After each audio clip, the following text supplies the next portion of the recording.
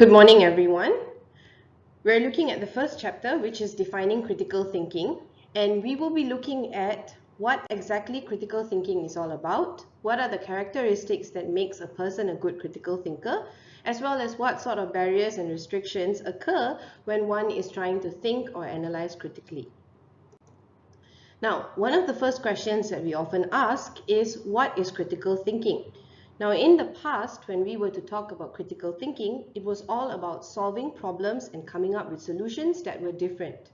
However, in the modern day, critical thinking is not just about thinking about something and coming up with a solution.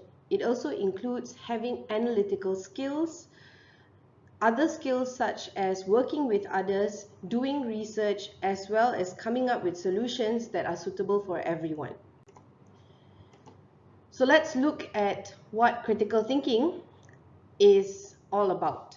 Now, critical thinking provides us with a proper set of skills that we need to not just make decisions, but also to resolve issues that may occur in our everyday lives.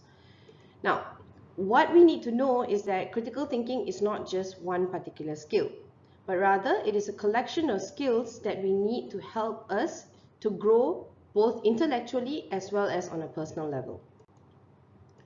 So looking at the word itself, critical thinking is actually derived from the Greek word kritikos, which means discernment, the ability to judge, as well as make decisions. So this means that you're not just making a choice or choosing a right solution, but you're also able to discern and differentiate between different solutions that are being offered.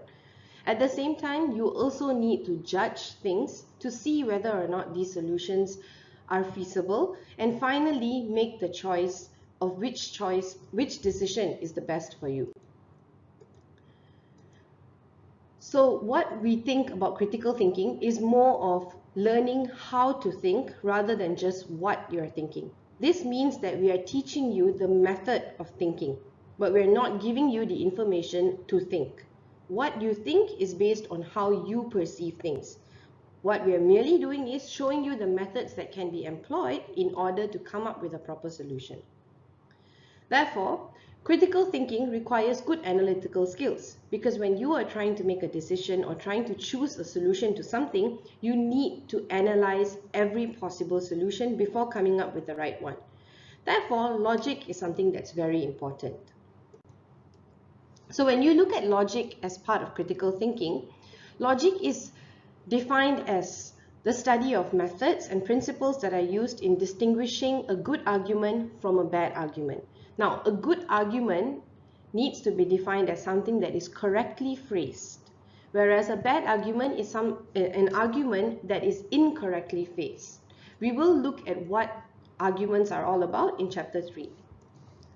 So critical thinking requires the application of the rules of logic, as well as collecting the right evidence that you need which surrounds the issue that you're discussing, evaluating this evidence that you get, as well as coming up with a proper plan of action.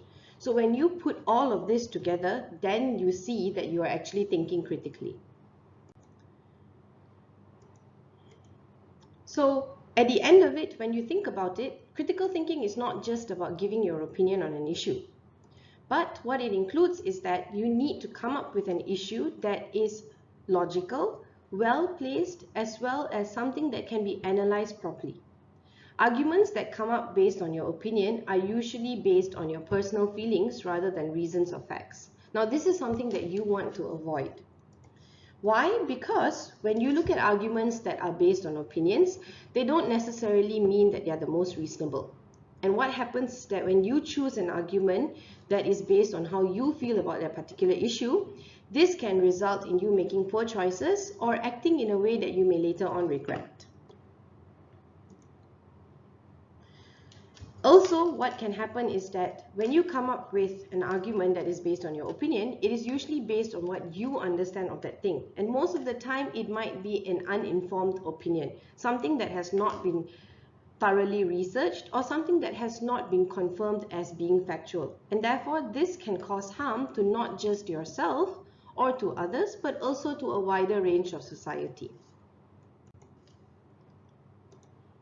Therefore, as a logical thinker, as someone who is able to think critically, you need to be able to come up with proper support that can support your beliefs and opinions. The factors that can shape our ability to think critically and make these right life decisions may include things such as cognitive development, the possession of good analytical communication, your research skills, open-mindedness, as well as flexibility when it comes to understanding things. Now, we will be looking at each of these factors in detail. Creativity is also another factor, but of course, creativity comes once you have come up with your research skills, your open-mindedness, as well as the right development. So when we look at cognitive development, which is one of the main factors for a good critical thinker, we usually look at the process of learning. Now, cognitive comes from the idea of learning and developing from that. Therefore, this cognitive development is something that starts from infancy and moves on to adulthood. Cognitive development, in its proper definition, can be defined as how one person becomes intelligent by acquiring intelligence and increasingly advanced thought and problem-solving abilities that start from infancy right up to adulthood. Now, there was a research that was conducted by William Perry Jr., whereby he was able to identify different stages of cognitive development among college students. This is extremely relevant as for students at college or university level, most of the time the way you develop, the way you come up with understanding of things are very different from the rest of the people. This is also due to the fact that while you are venturing into adulthood, you are also progressing a new level of maturity in terms of the knowledge you're acquiring. Therefore, William Perry looked at cognitive development among college students, which was later simplified by other researchers and divided into 3 developmental stages, which are dualism, relativism, and commitment. Now, how it was arranged was that at the first stage, which is dualism, this is something that occurs among fresh graduates, fresh students who have just enrolled into college. Therefore, these would be students who are juniors, freshmen, as well as sophomores. Relativism takes place more among students who have already gone through at least the first year of their studies and they're progressing either in their first year or moving on to the second and third year. At the final stage of cognitive development, which is commitment, you see the students who are in their final year developing a new understanding and a new sense of thinking. So let's look at this one by one. At the first stage in dualism, this is something, like I said, is very common among freshmen as well as sophomores. Most of the time, this is where you're looking at things from a very dualistic point of view, meaning you're looking at issues as either right or wrong. So most of the time, the knowledge and experience that you have assimilated is always grouped into either this is seen as what is correct and this is seen as what should not be done by us. So most of the time, the knowledge that you have acquired as a college student at this first stage is something that is given to you by either your professors or anyone else that you have been influenced by. Therefore, knowledge at this point in your lives would be seen as outside yourself rather than something that comes from your own experience. And most of the time, what college students at the dualistic stage looks at would be, they would look at authority figures for the answers. Now, authority figures may come in the form of parents, it may even come in the form of your teachers as well as your senior peers. This can also result in students feeling as though if what they're doing is not defined as right, therefore it must be wrong. There is no gray space. It's either yes or it's a no. So most of the time what happens is that students tend to exhibit confirmation bias, which means that they seek to find evidence that supports their view as yes, and therefore anything that does not support the idea as being the right idea will immediately be dismissed and ignored as contradictory evidence. So this is what I mean by only having 2 different ways, either it being right or wrong and not being both acceptable and not acceptable at the same time. The second stage, on the other hand, is where you see students progressing further. right? So after going through your first year, you would have already acquired a certain amount of knowledge, and therefore you understand that possibly performing your assignment might not necessarily have to be only done in one particular way. It can be done in a different way because you have learned from your past experience. So this is where being in this stage, relativism is where you reject the dualistic viewpoint. You move on to the opposite extreme, meaning that you're saying that there is no such thing as truth because truth is just a matter of opinion. So therefore, you no longer look at things as right and wrong, but rather you look at things as, it's my perspective, I can define it as right or I can define it as wrong. Therefore, at this point in a college student's life, the belief is that your opinion or a person's opinion is the proper form of communication. This also means that at this point, students are coming up with their opinion as the thing that validates what they're saying, and therefore they look down on challenging other people's opinions, whereby it is defined as anyone else who does not agree with what they are saying may be seen as judgmental or even disrespectful. So this also means that this is where you see college students challenging what has been given to them.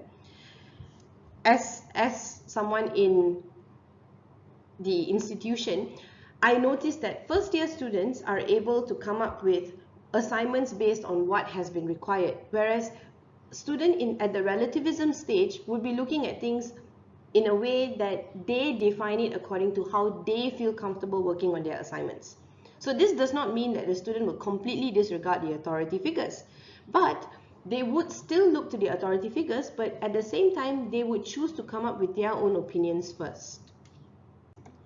Now, the third and final stage is where you get the commitment, meaning you see students who are in their final year coming up with the understanding that the way they think as well as the way their authority figures think are both valid.